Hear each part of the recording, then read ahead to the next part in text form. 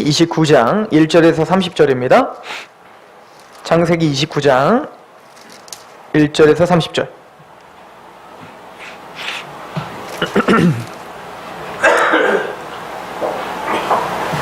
창세기 29장 1절에서 30절까지 말씀.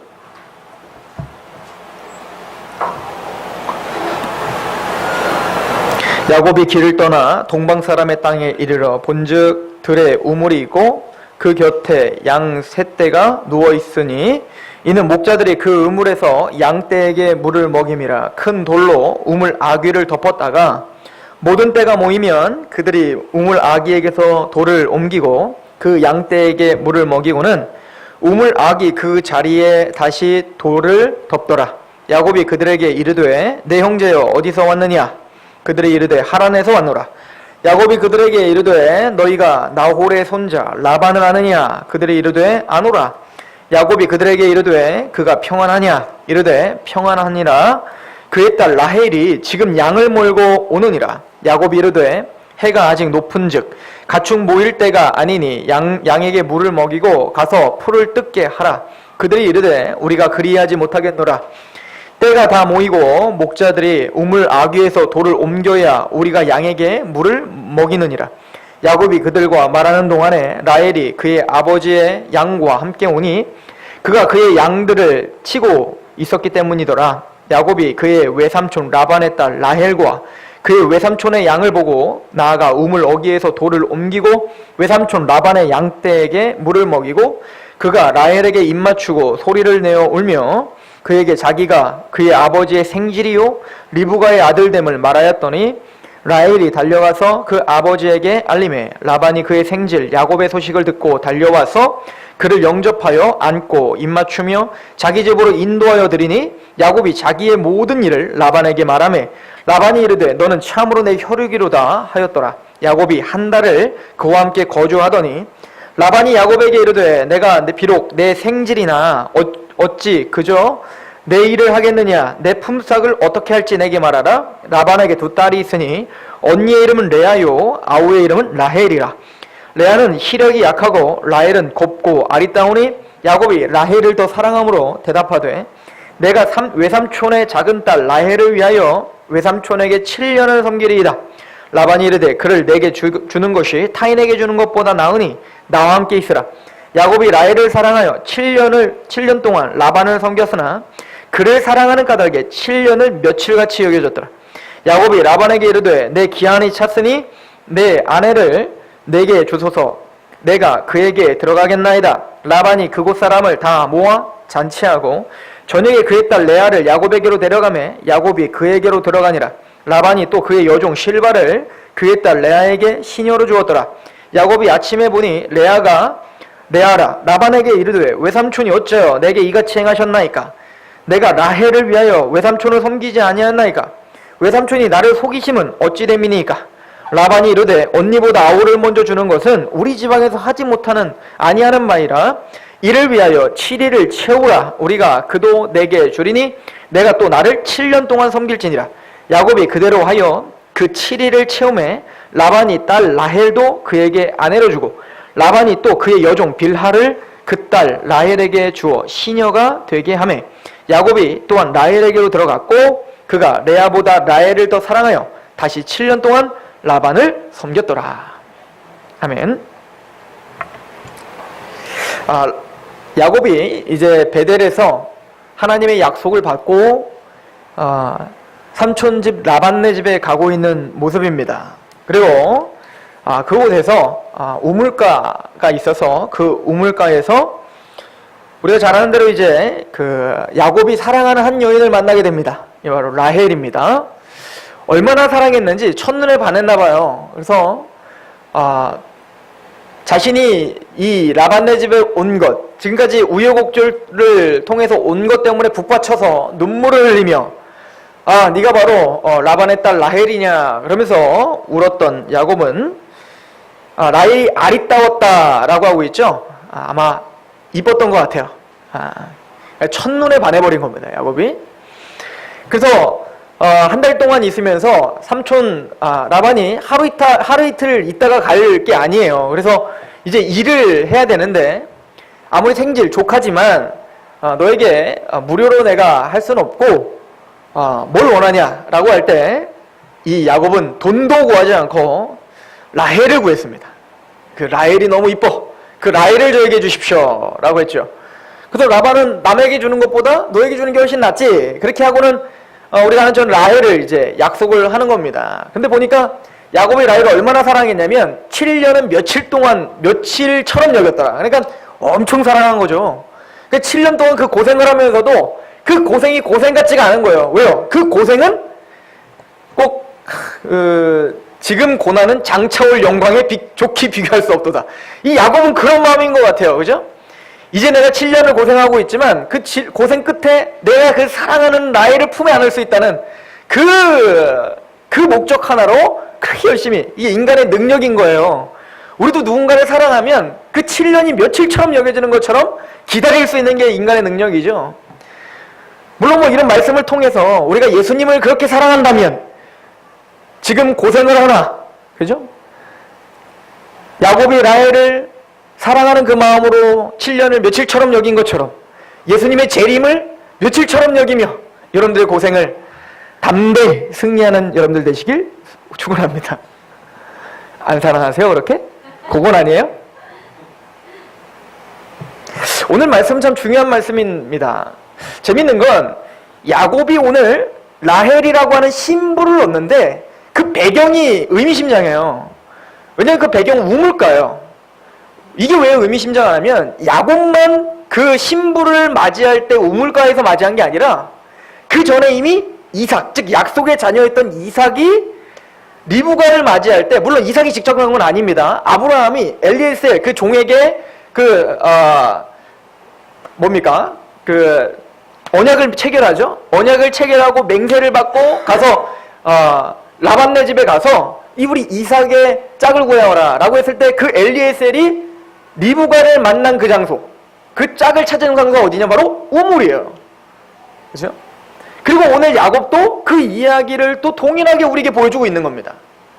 또 재밌는 건 이제는 약속의 그 반열에 있는 모세를 한번 생각해 보시죠. 모세도 나중에 이제 이집트에서 이제는 겁이 나서 도망을 가잖아요. 지금 야곱과 어떻게 보면 비슷한 지금 시점인데 그 도망을 가는 중에 미디안 땅에 가게 됩니다. 그 미디안 땅에서 자신의 배필 시포라를 만납니다. 그죠? 자기네 아내와 신부를 만나게 되는데 그 장소도 어디냐? 바로 우물가입니다. 그러니까 이 우물가를 이 성경은 대단히 중요한, 특히 신랑이 신부를 만나고 있는 아주 중요한 배경으로 우리에게 사용하고 있다라고 하는 것을 여러분들 한번 생각해 볼 필요가 있는 겁니다. 왜 그러냐면 이 이야기는 구약에서 끝나는 게 아니라 신약에서 예수 그리스도가 한 여인을 만나는 장소가 또 우물가이기 때문에 그렇죠. 이 예수님은 언약이시오 말씀이신 예수님이 이제는 예루살렘에서 갈릴리로 가시는 중에 원래는 이제 그 유대인들은 그 북이스라엘 땅이었던 사마리아 땅에 그 땅은 아수르에 의해서 패망한 이후에 피가 섞였어요. 그래서 이제는 더 이상 그 사람들은 유대인이 아니다, 이스라엘이 아니다 라고 치부하여 개만도 못하게 여겼단 말이에요. 그 땅을 밟는 것도 저주라고 생각했고 그 땅을 부정한 땅이라고 생각했다고요. 그런데 예수님은 그 부정한 땅을 통과하고 계시는 거예요. 원래는 모든 유대인들은 예루살렘에서 자기 땅 그 갈릴리로 갈 때에 원래는 요단강을 건너갖고 굳이 요단강 건너갖고 삥 돌아가지고 올라가거든요. 근데 예수님은 부정한 땅, 이제는 예수님은 부정한 땅이 아닙니다. 거기야. 그 부정한 땅인 사마리아 땅을 예수님은 어떻게 하는 거예요? 통과하고 계시는 겁니다.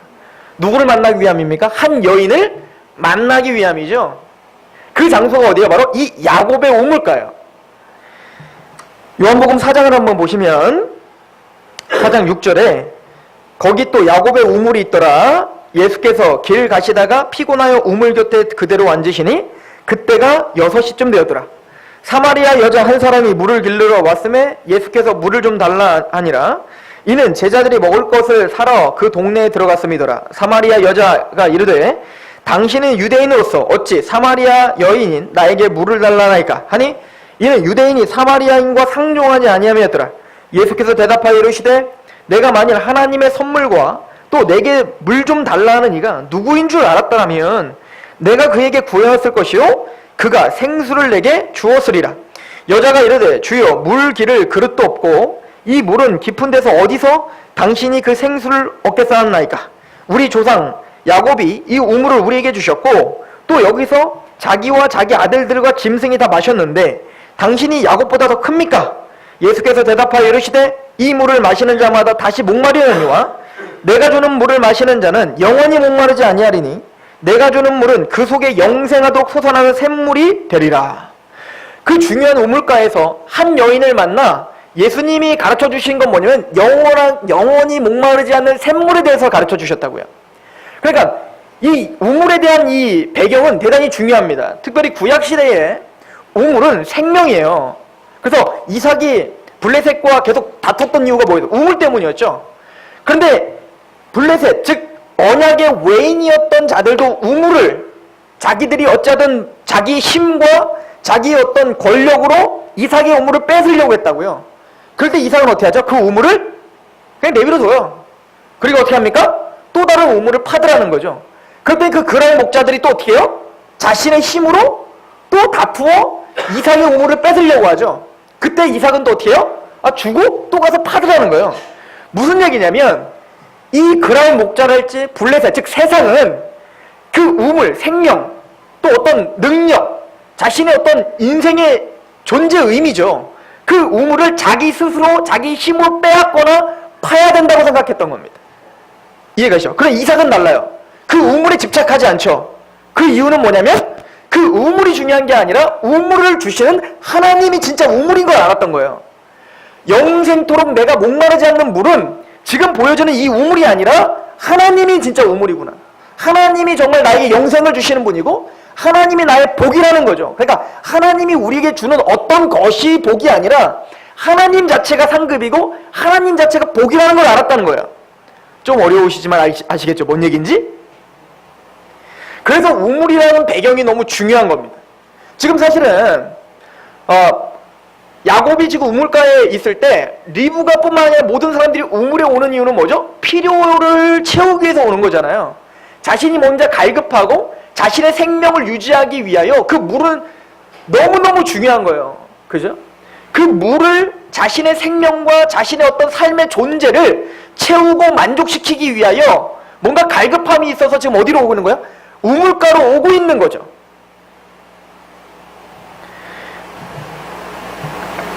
거기에 진짜 남편이 기다리고 있었던 겁니다. 누굽니까? 야곱인 거예요. 그죠? 언약의 사람, 약속의 사람 야곱이 그 라헬을 기다리고 있었던 거죠. 왜냐면 야곱은 아예 애초에 여기 온 이유가 신부 구하려고 온 거예요.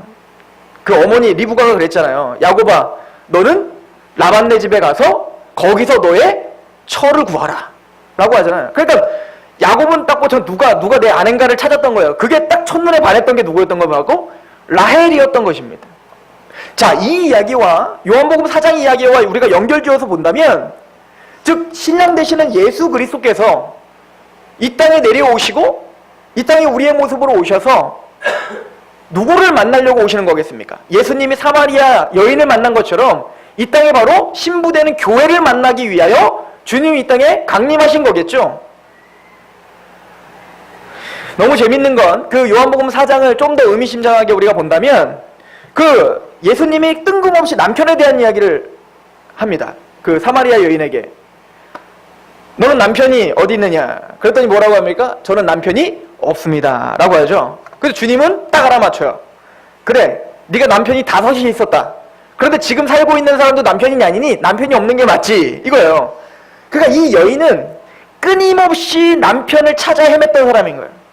이 남편인가 저 남편인가 끊임없이 남편을 받아 5명이나 그 당시 사회에 남편을 5명을 바꿨다는 것은 보통 사람은 할 수 없는 거예요. 그래서 아마 창기였거나 이해가시죠? 왜냐면 그 당시에는 남편을 여의어서 다른 남자에 결혼한다. 또 남편이 없는 여인이다. 이거는 대단히 큰 흠이 되는 시대였단 말입니다.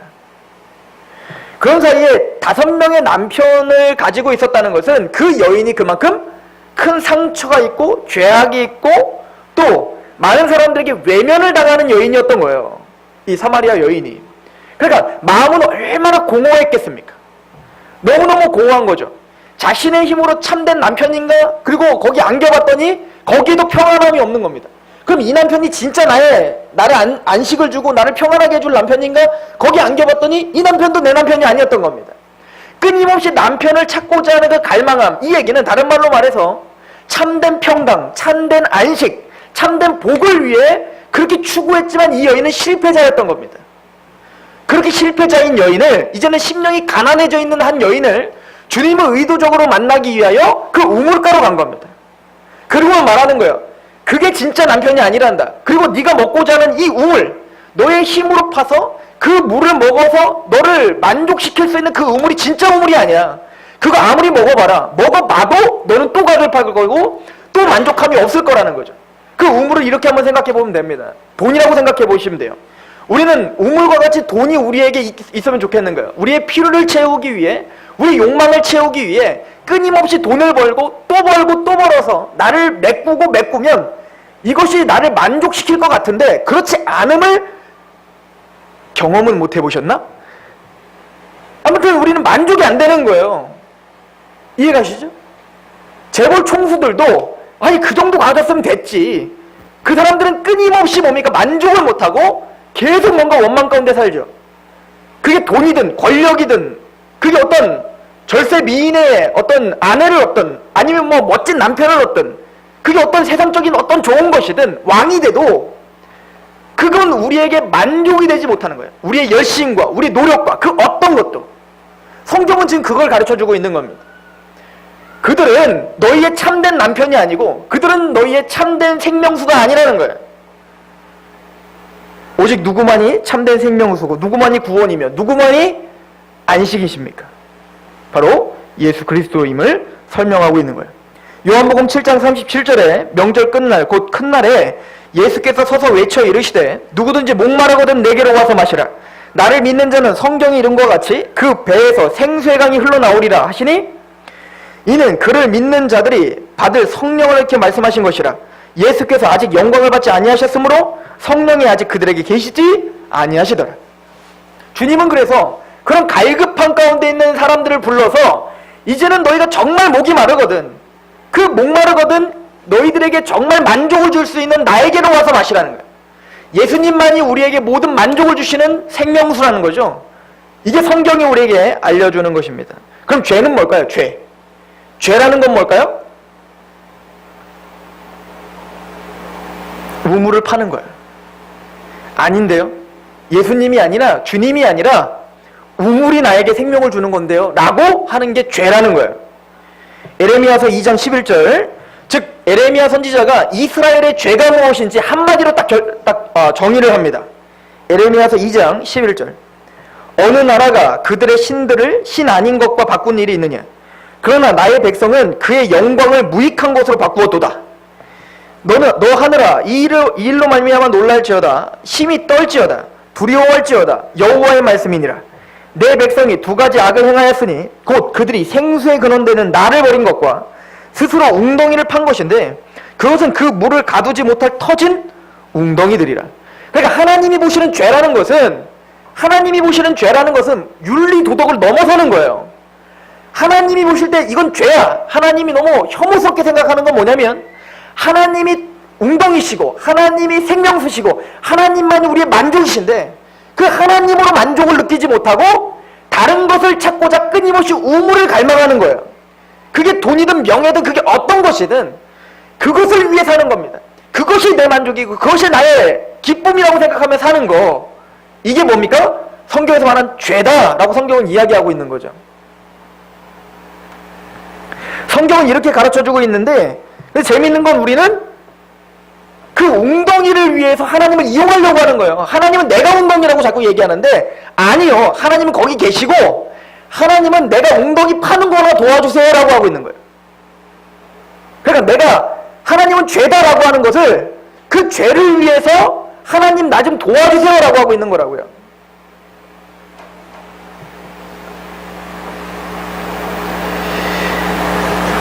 주님은 선지자들 통하여서 계속 이렇게 선포합니다. 이사야서 12장 2절부터 3절. 보라, 하나님은 나의 구원이시라.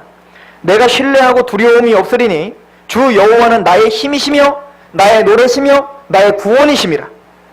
그러므로 너희가 기쁨으로 구원의 우물들에서 물을 기르리로다. 누가 우물이라는 거예요? 하나님만이 우물이시라는 거예요. 하나님만이 우리의 힘이시고 하나님이 우리의 노래시며 하나님이 우리의 구원이시라는 거예요. 이사야서 49장 10절 보세요. 그들이 줄이거나 목마르지 아니할 것이며 더위와 볕이 그들을 상하지 아니하리니 이는 그들을 긍휼히 여기시는 이가 그들을 이끌어 샘물 근원으로 인도할 것입니다.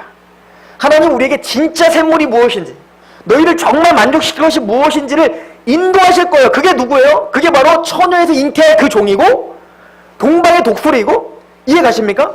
그분이 바로 예수 그리스도인데 그 예수님께서 우리를 어디로 인도하실 겁니까? 진짜 샘물이신 진짜 근원인 하나님께로 인도하는 분이라는 거죠. 이사야서 55장 1절부터 3절. 오라 너희 모든 목마른 자들아 물로 나오라. 돈 없는 자도 오라. 너희는 와서 사 먹되 돈 없이 값 없이 와서 포도주와 젖을 사라. 너희가 어찌하여 양식이 아닌 것을 위하여 은을 달아주며 배부르게 하지 못할 것을 위하여 수고하느냐. 내게 듣고 들을지어다. 그리하면 너희가 좋은 것을 먹을 것이며 너희 자신들이 기름진 것으로 즐거움을 얻으리라. 하나님께 와서 우물을 사라는 거예요. 마시라는 겁니다. 은혜로 공짜로 값없이 주어진다는 거죠. 복음입니다. 예수 그리스도야. 그런데 세상은 어떻게 한다는 거예요? 너희가 어찌하여 양식이 아닌 것을 위하여 은을 달아주며 진짜 참 양식, 영원한 양식이 아닌 것을 위해서 사냐 이거예요. 배부르게 하지 못할 것을 위하여 수고하느냐. 우리의 모든 수고는 다 뭐라는 거예요? 진짜 배부르게 하지 못할 것들을 위한 수고라는 거예요. 이게 지금 육적인 이야기를 하는 게 아니라는 건 아시겠죠? 열심히 일하고 열심히 수고하고 열심히 바쁘고, 우린 너무 바빠서 기도하지 못하죠? 너무 바빠서 말씀 보지 못하죠? 너무 바빠서 예배드리지 못하죠? 너무 바빠서 하나님을 찾고자 하는 그런 어떤 침묵의 시간이 없죠? 이게 다 뭡니까? 하나님이 진짜 근원이신데 그 하나님은 잃어버리고 나를 진짜 배부르게 하지 못할 것만을 위해서 최선을 다해서 사는 것, 이걸 죄라고 하는 거란 말입니다. 너희는 귀를 기울이고 내게로 나와 들으라. 그리하면 너희의 영혼이 살리라. 내가 너희를 위하여 영원한 언약을 맺으리니 곧 다윗에게 허락한 확실한 은혜이니라. 다윗 언약. 내가 너를 떠나지 않겠다는 거. 하나님이 우리를 떠나지 않겠다는 그 다윗 언약. 이 다윗 언약은 구약 전체를 인도하는 은혜 언약에 매기고, 그 다윗 언약의 핵심은 다윗의 자손이신 예수 그리스도입니다. 복음이에요. 그 복음 앞에 복음에 감격하고 복음을 영화롭게 하고 복음을 기뻐하고 복음 때문에 만족하고 복음 때문에 찬양하고 복음 때문에 내 인생이 의미가 있어지고, 하나님은 이런 참된 생명수가 되시는 우리의 참된 남편인 예수 그리스도, 내가 지금 우물가에서 내가 파고 내가 열심히 먹어 마시려고 하는 그 우물이 진짜 우물이 아니라 예수님이 나의 참 남편이요 예수님이 나의 참된 우물이야를 우리에게 성경 전체에서 알려주고 계시는 겁니다. 그래서 야곱이 우물가에서 그 아내를 만나는 장면이 의미심장하다는 거예요. 저는 이 말씀을 준비하면서 내가 만약에 야곱이었다면 어떤 게 느껴졌을까? 오늘 말씀을 잘 보십시오. 야곱이 지금 여기까지 온 이유가 뭡니까? 야곱이 지금 이 도망자로서 여기까지 온 이유가 뭐냔 말이에요. 장자 축복을 받고자 한 것은 잘한 거예요. 갈망하는 건 잘한 거라고요. 그 반대로 에서는 장자 축복, 하나님의 축복을 경홀히 여겨 하나님 앞에 책망을 듣습니다. 그게 세상이죠. 그런데 야곱이 미처 알지 못했던 건 뭐였다고요? 그 하나님의 복, 하나님의 축복을 나의 깨와 나의 열심과 나의 노력으로 이룰 수 있다고 착각했다는 거였어요. 그래서 형을 속이고 아버지를 속여 여기까지 온 거예요. 지금 하나님은 야곱에게 진짜 우물을 설명해주고 싶을지 않을까요? 네가 진짜로 복을 받고 하나님의 은혜, 그 영원한 것을 갈망하는 건 좋으나 그 영원한 것조차 내가 주는 거지 네가 하는 게 아니야를 가르쳐주고 싶었지 않았을까요? 또한 야곱이 사실은 형을 속이고 아버지 속이기 잘한 겁니까? 죄입니까? 죄입니다, 여러분. 이거를 우리 명확하게 하셔야 됩니다. 죄예요.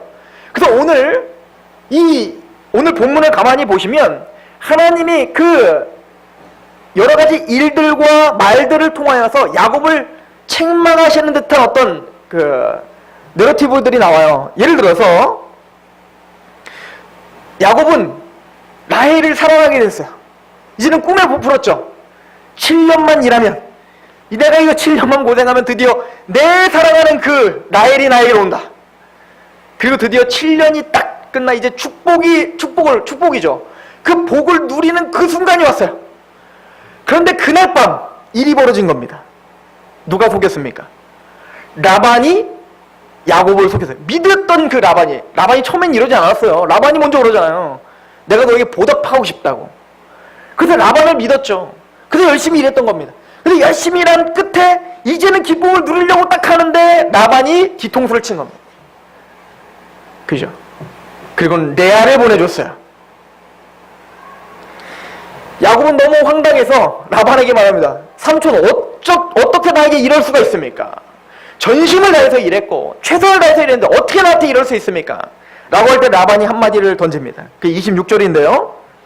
라반이 이르되 언니보다 아우를 먼저 주는 것은 우리 지방에서 하지 아니하는 바다. 형님 먼저예요. 형님 먼저. 자, 이 소리는 야곱에게 참 비수로 꽂혔을 것입니다. 사실은 자기가 여기까지 와서 고생하는 이유는 뭐죠? 장자 축복을 받을 자격이 되는 에서를 속이고 사기쳐가지고 자기가 축복을 받아서 여기까지 온 거란 말이에요. 하나님은 야곱에게 그 복을 주시긴 하겠지만 자기의 힘과 노력과 꾀를 의지했던 야곱의 마음을 부셔버리고 싶었던 것입니다. 하나님은 야곱에게 그런 책망을 하고 싶었던 거예요.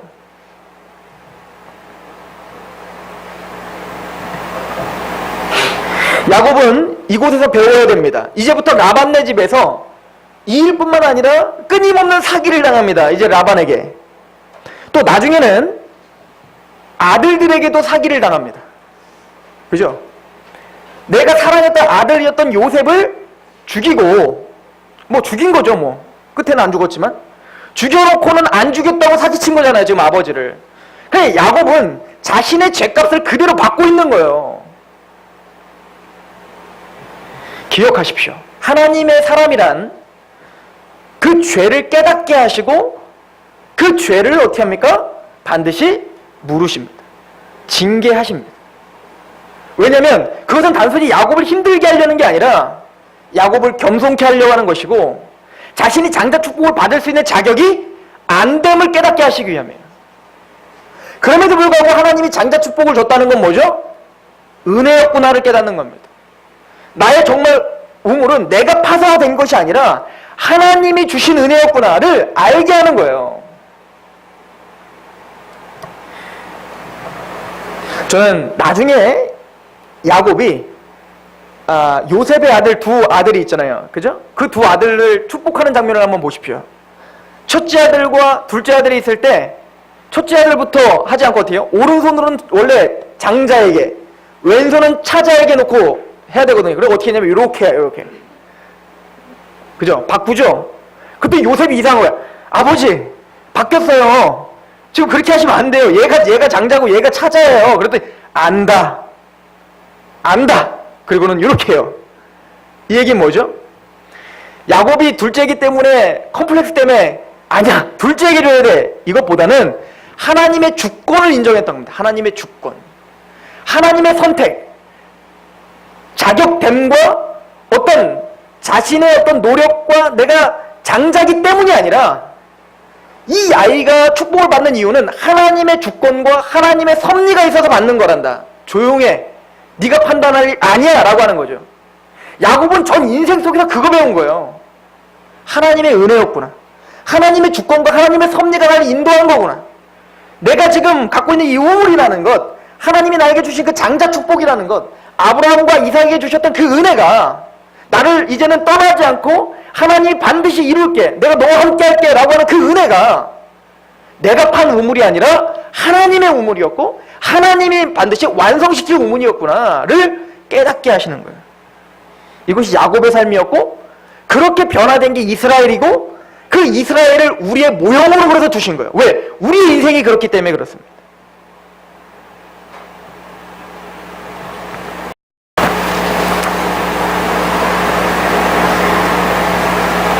또한 이런 고통을 통해서 야곱은 배워야 될 게 있습니다. 라반이 환대를 했죠. 너무너무 잘해줬단 말입니다. 사랑하는 아내도 얻었어요. 게다가 나중에 보면 야곱이 뭐까지 얻죠? 부귀영화도 얻어요. 물론 그것도 자기의 꾀로 하려고 막 몸부림을 치고 사기를 어쨌든 내가 이겨내려고 막 하다가 얻은 거지만 결론적으로 하여튼 자식도 많이 얻고 아내도 얻었고 뭐 다 얻었다고요. 그냥 거기 눌러 살고 싶지 않겠어요?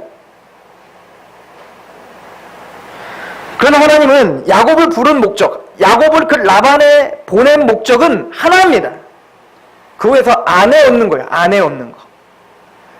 라헬과 레아를 얻어 이제는 자녀를 얻고 그 자녀를 얻었다면 이제 어디로 가야 돼요? 가나안으로 돌아가는 게 목적지라고요. 그런데 그것을 하나님 어떻게 하는 거예요? 상고시켜주는 겁니다. 고통을 통해 그걸 배우는 거예요. 내가 있어야 될 곳은 이곳이 아니구나를 배우는 겁니다. 나중에는 그렇게 삶을 통하여 고통을 통하여 그걸 배우게 하시고 나중에 그래도 얘가 깨달았나 못 깨달았나 모르니까 하나님께서 어떻게 해요?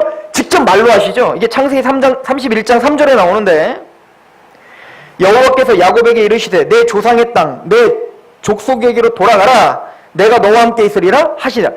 네가 나에게 언약하고 서원했던 것 그 가나안 땅으로 나를 다시 돌아오게 한다면 하나님은 나의 하나님이 되실 겁니다 했던 그곳으로 넌 빨리 돌아가. 그런데도 이 야곱이 어떻게 해요? 나중에 그렇지 돌아가야지 하고 돌아갔다가 야복강가를 건너고 베델까지 안 가고 또 세겜 땅에 또 머물러. 그 하나님은 또 어떻게 합니까? 더 큰 고통을 주십니다. 그죠? 거기서 세겜 땅에서 딸의 디나의 강간 사건과 살인 사건이 일어나잖아요. 그리고 완전히 무너져 있을 때 하나님은 또 말합니다. 넌 나와 약속한 가나안으로 가. 그 베델로 가라. 이거죠. 하나님의 목적은 변하신 적이 없습니다. 하나님은 저와 여러분들 인도하시고자 하는 그 목적지를 바꾸시지 않습니다. 우리는 끊임없이 이곳에서 안주하고 싶고 끊임없이 이곳이 좋사옵니다 하고 있지만 하나님은 절대 포기하지 않습니다. 그게 이스라엘 된 야곱을 통하여 우리가 배워야 될 하나님의 인생의 맵입니다. 저와 여러분들은 빼도 박도 못해요. 이제 하나님의 주권 속에 있습니다. 여러분들 교회를 떠나고 싶어도 못 떠나잖아요 이제. 그죠? 힘들어 죽겠어서 이제 떠나고 싶어도 못 떠나는 거예요. 몸부림을 쳐도 못 떠납니다. 하나님이 그렇게 내버려 두질 않습니다. 하나님의 백성들을 하나님의 백성답게 그 영광의 자리로 인도하기 위해 하나님은 쉬지 않고 일하기 때문에 절대 하나님 여러분들을 떠나지 않아요.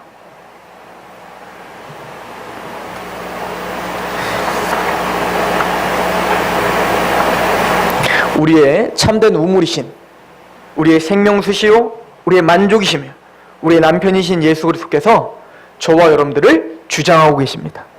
그리고 야곱을 인도하시듯 때론 고통이 있을 수 있고 때론 힘듦이 있을 수 있지만 하나님은 실패하지 않습니다. 우리가 힘들다고는 실패한 게 아니에요. 그것은 합력하여 선을 이루시는 하나님의 능력을 더 깊이 그 지혜를 찬양하게 하는 놀라운 도구가 될 것입니다. 저와 여러분들을 하나님의 그 지혜로운 작정과 그 섭리에 위탁하시며 그렇게 일주일도 승리하시길 소망합니다. 기도하겠습니다.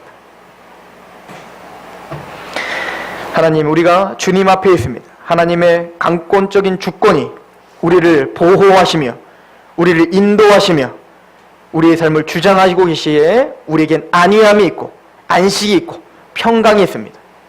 그래서 다윗이 고백한 것처럼 우리가 음침한 골짜기를 다닐지라도 해를 두려워하지 아니함은 주의 인자하심이 정녕 나를 따를 것을 믿기 때문입니다. 때론 음침한 골짜기가 있고 고통이 있고 원수들이 있지만 그 원수들 앞에 우리에게 상을 차려주시고 참된 평강을 주신 하나님을 찬양합니다. 이삭이 우물을 뺏겼지만 또 다른 우물을 팔 수 있는 여유가 있었던 것처럼 우리 귀한 하나님의 백성들이 하나님의 언약과 우리의 우물 되시는 예수 그리스도와 하나님을 믿음으로 참된 여유와 평강과 기쁨과 안식이 넘칠 수 있도록 주여 주장하고 붙잡아 주옵소서. 예수 그리스도의 이름으로 감사하며 기도하옵나이다. 아멘.